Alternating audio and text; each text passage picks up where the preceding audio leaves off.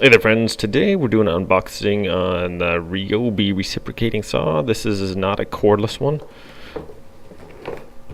Alright, let's open this thing up.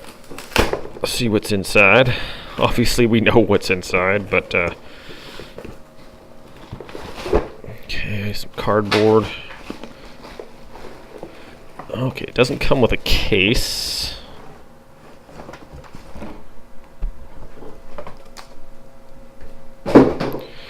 So, looks like we got a saw blade.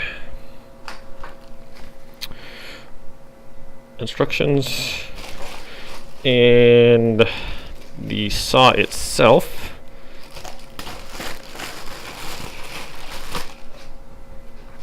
Alright, so that's what we're looking at. It says it has a new anti-shock handle, so it feels pretty hefty. I wanted the corded one for...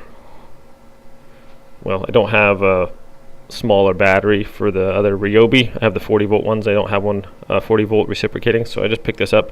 Need to chop up some brush and stuff like that, and these are reciprocating saws are pretty handy, so we'll do a little demo later, and we'll upload that later on. So thanks for watching this unboxing. Everyone have a great day out there.